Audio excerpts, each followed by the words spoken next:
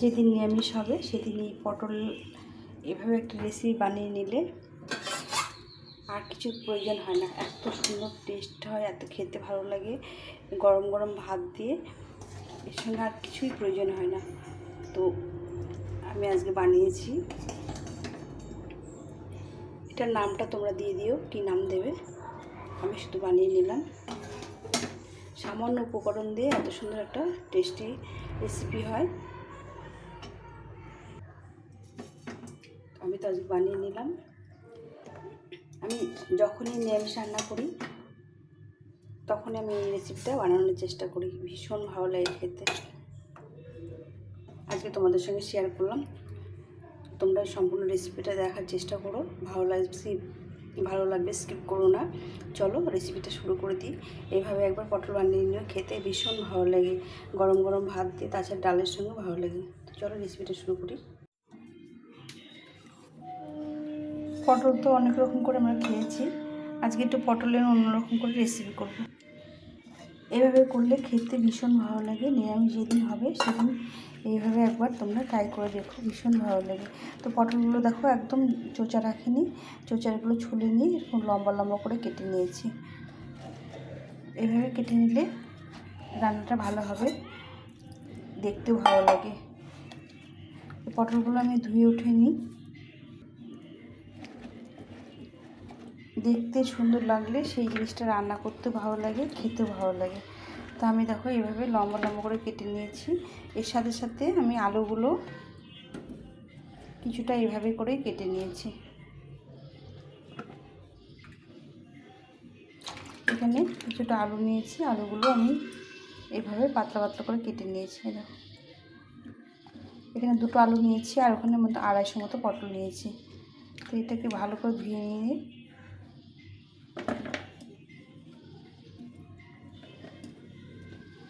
একদম লম্বা লম্বা করে কেটে নিলে দেখতে ভালো লাগে। এটা ভালো করে ধুয়ে নিয়েছি। এখানে কড়াটা বসিয়ে দিয়েছি। প্রথমে আমি আলু আর পটলটাকে ভেজে নেব। প্রথমে আমি আলুটা ভেজে নেব, তারপর পটলটা ভেজে নেব।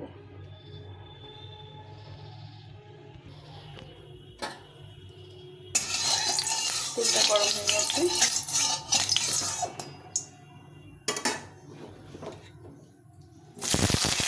আলুগুলোকে প্রথমে ভেজে নিয়ে তারপরে লাল লাল করে ভেজে নেব।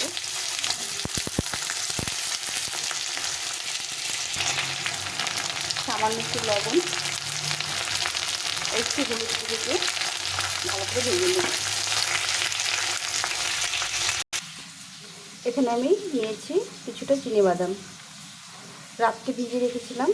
ভালো করে সকালে ছাল ছাড়িয়ে নিয়েছি।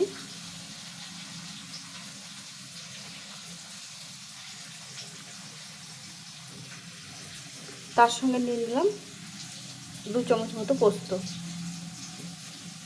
তো এটাকে ভালো করে বেটে নিতে হবে। আর 2টো কাঁচা লঙ্কা, তো ভালো করে একটু বেটে নিতে হবে।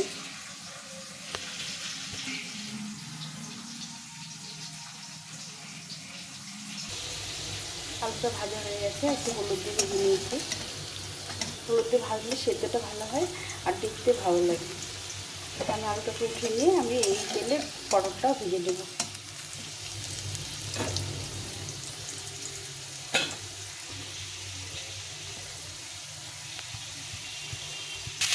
এই তেলে আমি পটলটা ভালো করে ভেজে নিই।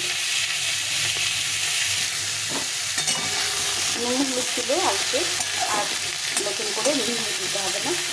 এটাকে আমি ভেজে নিই। পটলটা ভাজা হয়ে গেছে, আমি এইভাবে ভেজে নিলাম। খুব বেশি ভাজতে হবে না, এইভাবে ভেজে নিলেই হবে। এই আলুর পাশে আমি পটলটা উঠিয়ে নিলাম।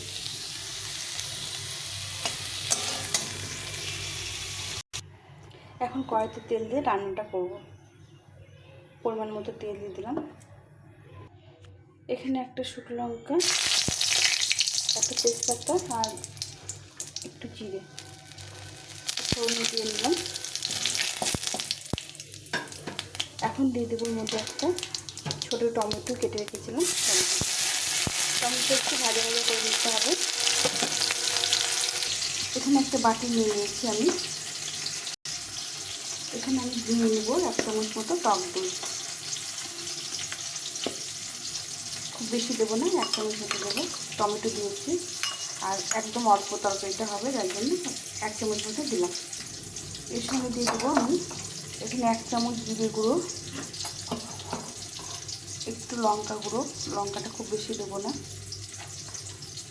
হলুদ গুঁড়ো,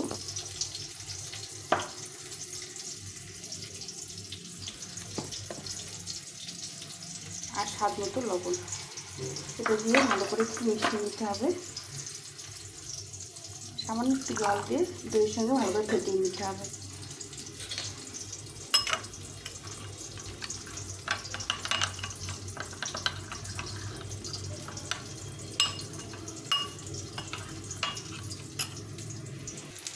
টমেটোটা একটু ভাজা ভাজা হয়ে গেছে, এখন আমি মশলাটা দিয়ে দেবো, দিয়ে ভালো করে কষিয়ে নিতে হবে।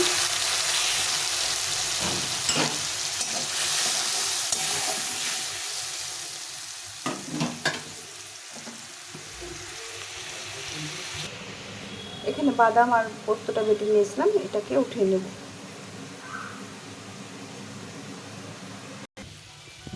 এখানে দেখো মশলাটা তেল ছেড়ে দিয়েছি, এখন আমি এই কাজু আর পোস্ত বাটাটা, বাদাম আর পোস্ত বাটাটা দিয়ে দিলাম। দিয়ে এটা একটু ভালো করে কষিয়ে নিতে হবে কিছুক্ষণের জন্য।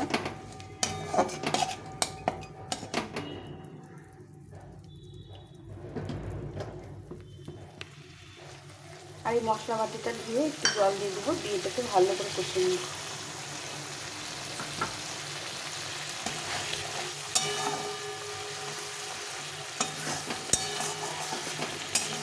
এটা একটু বানিয়ে খেয়ে ভীষণ ভালো লেগেছে। তোমরা চাইলে কাজু বাদামও দিতে পারো, আমি এটাই মানে চিনি বাদাম দিলাম। এখানে আমি এখন দিয়ে দেবো 1 চামচ মতো কাশ্মীরি লঙ্কা গুঁড়ো, কালারটা ভালো আসার জন্য। এটাকে আর একটু কষিয়ে নিতে হবে কিছুক্ষণ ধরে।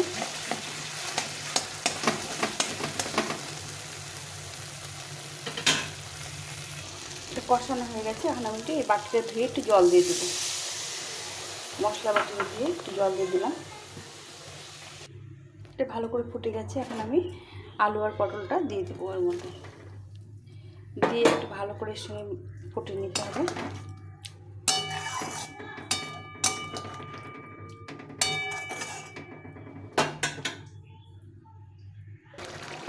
এখন দিয়ে দেবো স্বাদের জন্য একটু মিষ্টি, চিনি দিয়ে দিলাম, সামান্য একটু চিনি দিয়ে দিলাম, দিয়ে একটু মিষ্টিটা একটু মিষ্টি দিয়ে হবে, ভালো লাগবে খেতে। এটাকে ভালো করে ফুটিয়ে নিয়ে গরম মশলাটা নামিয়ে দিতে হবে। তো এভাবে একটা রেসিপি হলে না ভাতের সঙ্গে দারুণ লাগে নিরামিষ দিয়ে। আমার রান্না হয়ে গেছে, সেদ্ধ হয়ে গেছে, দেখো সুন্দর সেদ্ধ হয়ে গেছে সব কিছু।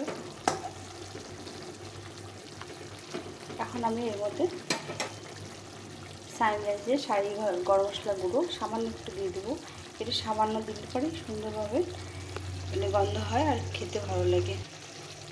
আর একটু সামান্য ঘি দিয়ে দেবো,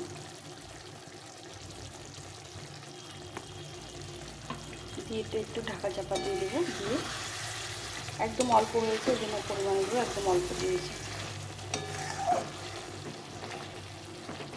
একটু ঢাকা চাপাতে নামিয়ে দিতে হবে।